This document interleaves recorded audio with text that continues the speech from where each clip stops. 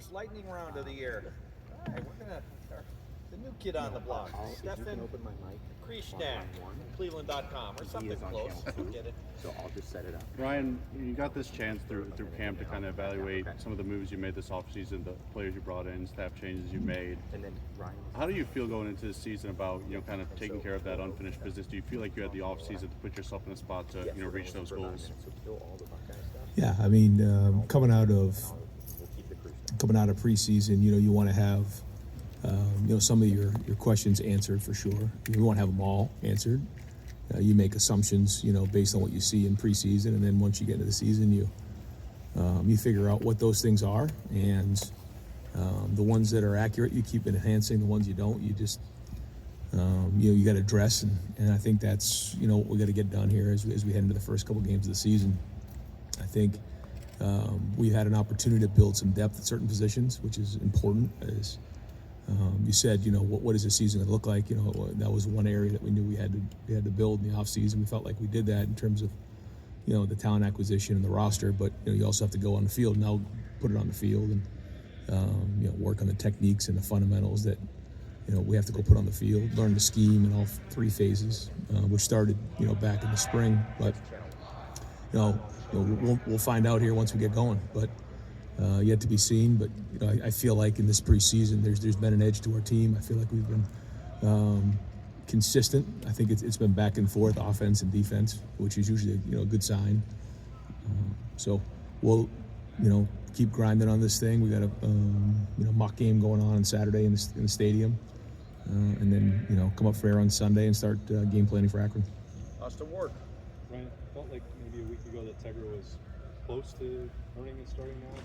Is that solidified, do you think, this week for the group on the offensive line? Is that going to carry over to the Yeah, I think he's definitely going to play at guard. Whether he starts, we'll probably decide here coming off of Saturday. But he's definitely going to play unless something drastic were to happen. I think he's earned that opportunity. How much and if it's the whole game, and we'll decide that as we get probably through the weekend. But for sure, he's earned the right to play in this game. And again, we'll wait a couple more days to decide who the starter is going to be. That position feels so much different than quarterback. Maybe you could rotate throughout. And do you feel better about the overall playable game? Yeah, I do. And a lot of it had to do with, because we had to put guys into some starting roles. And it's all positions, but certainly in the offensive line, when you're taking reps with the 2s and 3s and all of a sudden you get pushed up with the 1s, you better tighten up fast, and you get an idea of how guys can hold up, especially when you're blocking our defensive line every day. So I think that was something that was definitely addressed here, this preseason. I think Austin Saraville stepped up in a big way, with Donnie being out. And then Carson can play both guard and center, which is good. And we've actually, Zen has done a nice job as well. But it was good to see Austin. He moved from guard to tackle a couple times, and even with the 1s, he was in there battling his tail off. So I think we have built some depth there. But again, we got to go play some games and see where we're at. Rob Aller. Ryan, what's the main thing you want to see out of the O-line that maybe you didn't see last year? Yeah, again, whether it's whatever happened last year is last year. But I know that the message to our offensive line is we want to be the hardest playing offensive line in the country. Now we got to play with technique, but at the end of the play, knock the line of scrimmage back and play with your hair on fire as hard as you possibly can. There's a lot that goes with playing in the offensive line. There's a lot of communication. There's a lot of things that have to get into place. I think Seth has done a nice job of communicating. He understands the offense better now. He takes control up front and brings everybody together, which is great. But to me, that's it. Now we could list a bunch of other things, but to me, we've got to move the line of scrimmage. We've got to be just playing with our hair on fire and knocking people back and playing physical. And that's to start the game, and that's to end the game. This is a destination spot for wide receiver, quarterbacks, or DBs, maybe not for O-line. Do you see that differently, and how do you get over that hump? Yes. No, I don't see it that way at all. I think, we'll see what we got this year, but I feel like, we've got some really good young players in the system. I think that, we should have the best offensive line in the country. That's the standard here. It has been for a long time, and so we'll keep pushing towards that this year. And I think everybody in that room will tell you the same thing. Tony Girdman. Ryan, how's the situation at Will linebacker shaking out right now? How do you foresee that going next week? Yep. So Sonny has really stepped up and played well. He's made this transition from safety to linebacker very well.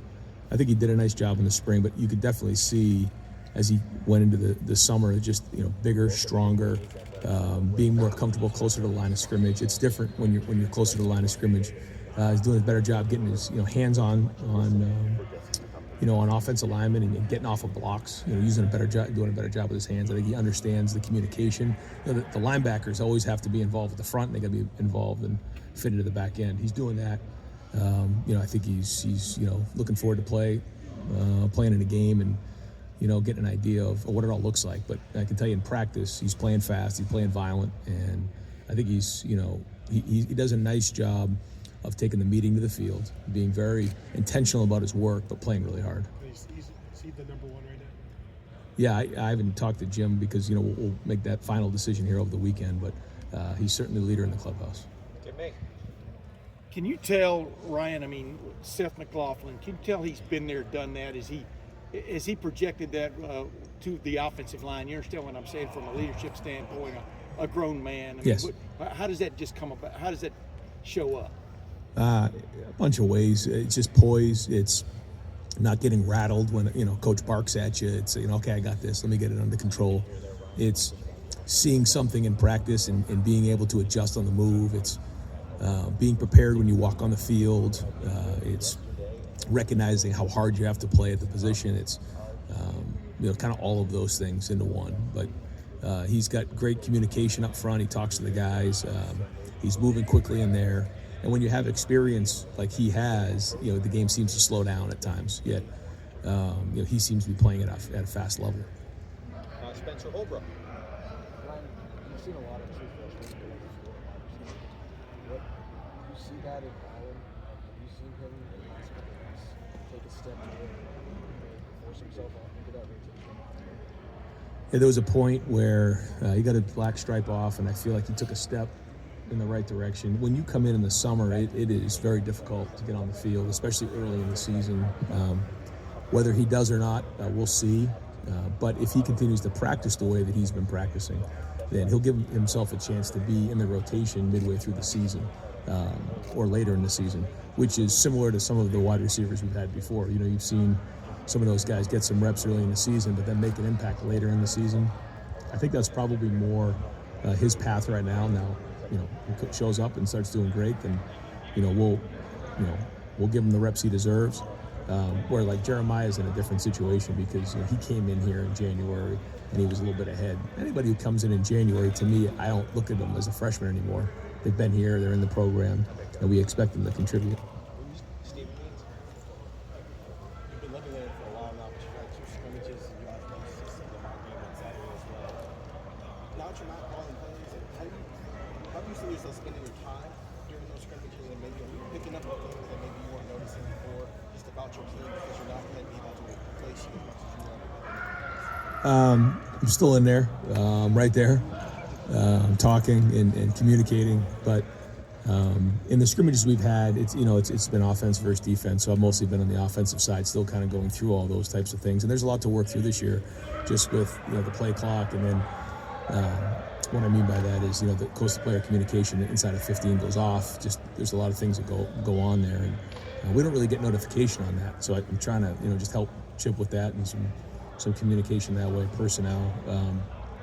But I'm going to be very much involved with special teams. I think with the 2-minute warning, there's some strategic things that are going to go on at the end of the half and the game that I got to really be involved with. But to your point, just overall, just looking guys in the eye, making sure that they got the right look in their eye. That they understand with the situation, what's going on in the game. I think that happens sometimes with young players. They're just like playing the next play.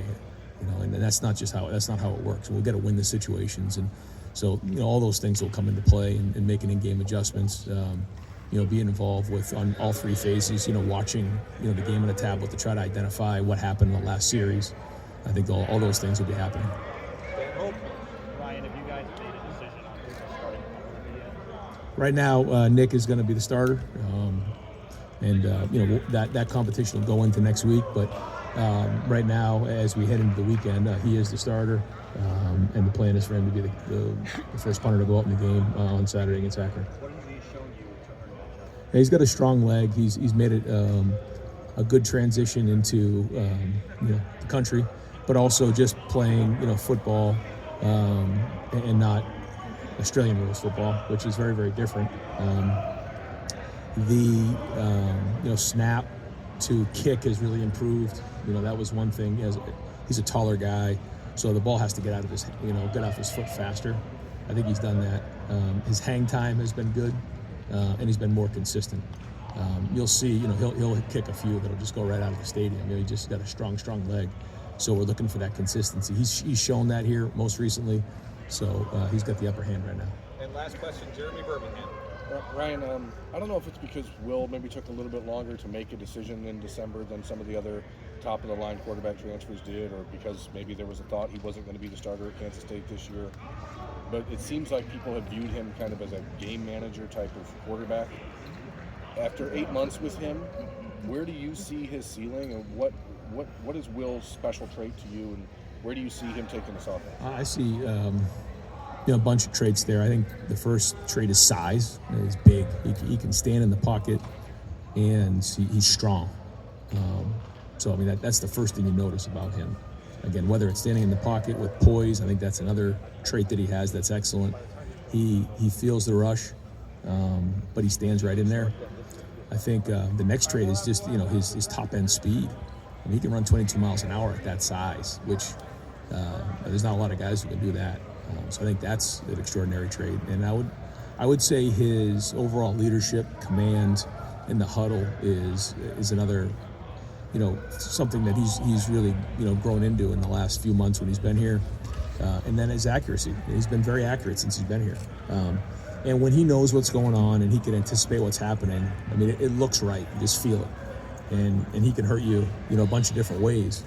So, his ceiling, that's going to be kind of, up to how he plays this season. But, I see a player who has a lot of great skills that, translates well to the next level. So, we'll see. But I know his first focus is on winning games around here.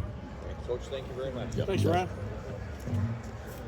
Folks, we have Tegra Shabola on the goal line and Donovan Jackson on the 10.